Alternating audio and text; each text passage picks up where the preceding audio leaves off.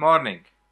हम 3 दिन की मुसाफत के बाद 100 किलोमीटर का फासला तय करके पुर्तगाल के सरहदी शहर कैमिना पहुंच चुके हैं। यहाँ से हम समंदर के रास्ते सरहद अबूर करके स्पेन में दाखिल होंगे और स्पेन के सरहदी साहिल के साथ साथ घने जंगलात में से होते हुए बुलंदोबाला पहाड़ों को सर करते हुए समंदर, दरियाओं और नदियों को अबूर करते हुए अपनी मंजिल की तरफ बढ़ेंगे। आपको रास्ते में आने वाले शहरों, कस्बों के बारे में दिलचस्प मालूमात देंगे, जिसमें शामिल हैं ईसाई मजहब का बहिश्ती दरवाज़ा, वो साहिल जहां कोलंबस ने अमेरिका को दरियाफ्त करने के बाद सबसे पहला पड़ाव किया, एक ऐसा शहर जिसकी तारीख को महफूज रखने के लिए शहर में हर किस्म की गाड़ियों का दाखिला मना है, यूरोप का सबसे मुनफरद गिरजाघर, 2000 साल से भी ज़्यादा अरसे से रवां दवां गर्म पानी के कुदरती चश्मे, जिसके बारे में माना जाता है कि इस पानी में तमाम जल्दी बीमारियों के लिए शफा है। इस सफ़र पर हम आपको वो मुकाम भी दिखाएंगे जहां हज़रत ईसा अलैहिस्सलाम के प्यारे सहाबी और खालाजाद भाई की लाश को तदफीन के लिए फरिश्तों की रहनुमाई में लाया गया, लेकिन वहां की उस वक्त की मलका ने उन्हें दफन करने की इजाज़त ना दी। इस दर्दनाक किस्से की मुकम्मल तफसीलात जानने के लिए इस चैनल को सब्सक्राइब कीजिए और प्रोग्राम की बाकी 8 अक़सात ज़रूर देखिए। आइए चलते हैं, बॉर्डर क्रॉस करते हैं और आपको समुद्री रास्ते से पुर्तगाल और स्पेन का बॉर्डर क्रॉसिंग का सारा हाल दिखाते हैं। अभी हम द मदर चर्च ऑफ कैमिना के सामने खड़े हैं। ये चर्च जनूबी पुर्तगाल का सबसे बड़ा और अहम चर्च है। इसकी तामीर 1488 में शुरू हुई और 1556 में मुकम्मल हुई। ये चर्च साहिल समंदर से सिर्फ 50 मीटर के फासले पर वाक़या है। इस चर्च की तामीर के वक्त इस बात को यकीनी बनाया गया कि चर्च के चारों तरफ एक किले की तरह ऊंची और मजबूत दीवार बनाई जाए, ताकि समंदर के रास्ते आने वाले दुश्मनों से इस गांव के लोगों को और चर्च को महफूज रखा जा सके। मेरे बाएं तरफ और सामने की तरफ और जहां पर अभी मैं खड़ा हूं, यहाँ पर 3 ऊंचे टावर्स भी बनाए गए। पुर्तगाल को खुदा हाफिज कहने का वक्त आ गया है। हमने इस शिप पे बॉर्डर क्रॉस करना था, लेकिन बताया गया है कि ये 2 बजे तक नहीं जाएगा, तो हमने ये छोटी बोट, फास्ट बोट जो है वो हायर की है 4 लोगों के लिए। अब ये हमें पुर्तगाल के साहिल समंदर से दूसरी तरफ स्पेन के साहिल समंदर पर छोड़ेगा। बदकिस्मती से इस वक्त हमें पुर्तगाल को खुदा हाफिज कहना पड़ेगा। तो thank you and good bye Portugal. हम इस तेज़ रफ्तार बोट पे इंतहाई तेज़ रफ्तारी के साथ पुर्तगाल को पीछे छोड़ते हुए स्पेन की तरफ बढ़ रहे हैं। हमारी टीम के बाकी लोग भी इस खुशगवार सफ़र से महजूज हो रहे हैं और इस फैसले पे हम सारे लोग खुश हैं कि हमने स्लो शिप की बजाय एक तेज़ रफ्तार कश्ती का इंतखाब किया। हेलो, अभी हम स्पेन के साहिल पे पहुंच चुके हैं। जैसा कि आप देख सकते हैं कि मेरे पीछे वो सारा पुर्तगाल का साहिल आपको नज़र आ रहा है। स्पीड बोट पे हमें सिर्फ यहाँ तक पहुँचने में 15 मिनट लगे।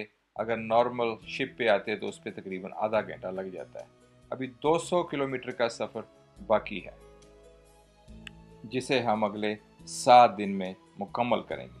यहाँ से आगे का सारा सफ़र आप देख सकते हैं, पहाड़ों और घने जंगलात में से गुजर के ही जाना पड़ेगा। तो चलिए देखते हैं। हमने तकरीबन 10 किलोमीटर का सफ़र तय कर लिया है। ये सारा सफ़र इस घने जंगल में से है, जिसमें दरख्तों से एक गार नुमा रास्ते का तौसर मिलता है।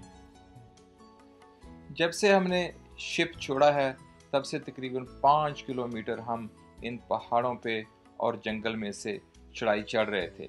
और अभी तकरीबन 2 किलोमीटर का रास्ता नीचे की तरफ जाता है और आगे से फिर दोबारा एक नई अलग चढ़ाई शुरू हो जाती है। तो काफ़ी मौसम भी गर्म हो रहा है और अभी दोपहर के खाने का भी कोई इंतज़ाम नहीं है, तो सफ़र को जारी रखते हैं। एक इसमें सबसे दिलचस्प बात जो मैंने आपको बताना थी वो ये पीले रंग का तीर है जो कि सारे रास्ते में हमारी रहनुमाई करता है। अभी हम उस घने जंगल में से निकल के इस खूबसूरत साहिल पे आए हैं। यहाँ पे हमने एक छोटे से रेस्टोरेंट में खाना भी खाया और मुझे लगा कि ये इतनी खूबसूरत जगह है, मुझे ये ज़रूर दिखानी चाहिए।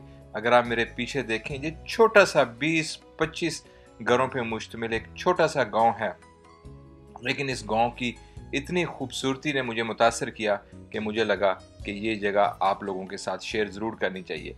अब चूंकि हम जंगलात में से निकल आए हैं, आप मेरे पीछे देख सकते हैं कि वो दोबारा फिर जंगलात शुरू हो रहे हैं, लेकिन आगे का जो रास्ता तकरीबन 5 किलोमीटर का है, ये पथरीले पहाड़ों पे जैसे आपको नज़र आ रहे हैं, ये पत्थर चट्टानों का रास्ता है और अभी 13 किलोमीटर का सफ़र बाकी है।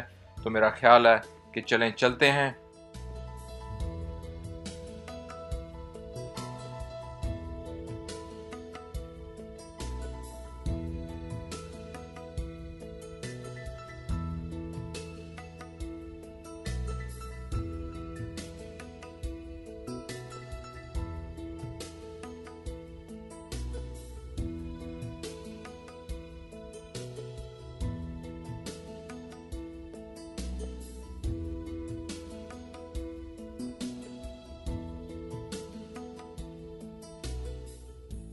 अभी हम सिर्फ गांव ओवाडा को 1 किलोमीटर पीछे छोड़कर आए हैं, जो कि मेरा ख्याल है यहाँ से देखा भी जा सकता है, लेकिन ये इतना दुश्वार गुजार और पथरीला रास्ता है कि ये 1 किलोमीटर के सफ़र ने अभी तक हमें काफ़ी हद तक थका दिया है।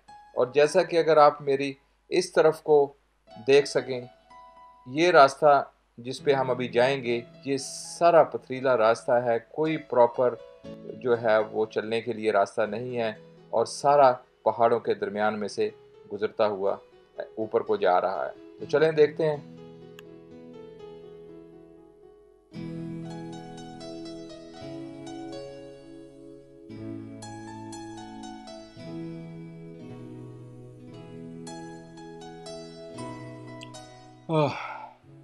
बस हो गई है। पिछले 1.5 घंटे से हम चढ़ाई चढ़ रहे हैं। वो नीचे आपको गाँव ओवाडा नज़र आ रहा होगा, वहाँ से हमने खाना खा के चले हैं और अभी वो ऊपर हमने पहाड़ों के ऊपर चढ़कर दूसरी तरफ इस पहाड़ के हमने जाके नीचे उतरना शुरू करना है। यहाँ से व्यू तो बहुत खूबसूरत है, लेकिन यहाँ पर आकर और इस किस्म का काम करके आपको ये एहसास ज़रूर होता है कि आपको ज़हनी तौर पर बहुत मजबूत और जिस्मानी तौर पर सख्त होना चाहिए। इंतहाई मुश्किल और लंबे दिन के बाद ये बताते हुए इंतहाई खुशी महसूस हो रही है कि 27 किलोमीटर का सफ़र का तय करने के बाद 8 घंटे मुसलसल चलने के बाद हम उस गांव के पास पहुंच गए हैं जहां पे आज रात का क़याम करेंगे। ये मेरे पीछे इंतहाई खूबसूरत गांव ओवाया, जो कि तकरीबन 2 किलोमीटर के फासले पे वाक़या है। इस गांव के बारे में कहा जाता है कि ये स्पेन का सबसे खूबसूरत गांव है और इस गांव के बारे में बहुत सारी कहानियां मशहूर हैं। तो चलें चल के देखते हैं।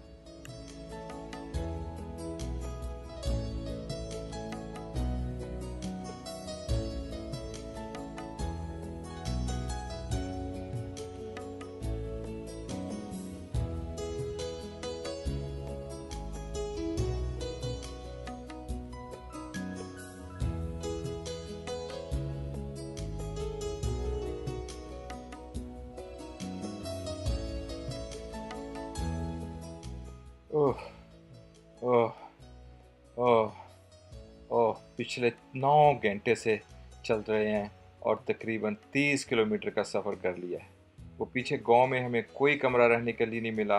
इधर एक होटल का बताया है कि यहाँ पे आप चेक कर लें। तो अभी देखते हैं, अगर उस होटल में हमें कमरा मिल गया तो थोड़ा फ्रेश होके फिर मैं इस गांव के बारे में आपको मज़ीद मालूमात देता हूँ। जी, हस्बे वादा मैं आपसे बात कर रहा हूँ। बस 2-4 बातें बताना ज़रूरी हैं। آج ہم نے 30 کلومیٹر کا فاصلہ 9 گھنٹے میں مکمل کیا۔ کافی مشکل راستہ تھا لیکن ہم وقت پر اپنی منزل پر پہنچ گئے۔ ابھی 170 کلومیٹر کا سفر باقی ہے۔ اس سفر کا اختتام حضرت عیسیٰ علیہ السلام کے صحابی کی آخری آرام گاہ پر ہوگا۔ آگے آنے والے مقامات بہت ہی خوبصورت اور دلچسپ ہیں جن کو تاریخی لحاظ سے بہت اہمیت حاصل ہے۔ اسپین یورپ کا وہ پہلا ملک ہے جہاں پر مسلمانوں نے سب سے پہلے قبضہ کیا، اس لیے اس ملک میں تاریخی لحاظ سے اور مذہبی لحاظ سے بہت ساری معلومات موجود ہیں جو اگلے پروگرام میں ہم آپ کو فراہم کریں گے۔ اس لیے میرے چینل کو سبسکرائب کیجئے، شیئر کیجئے۔ بہت شکریہ۔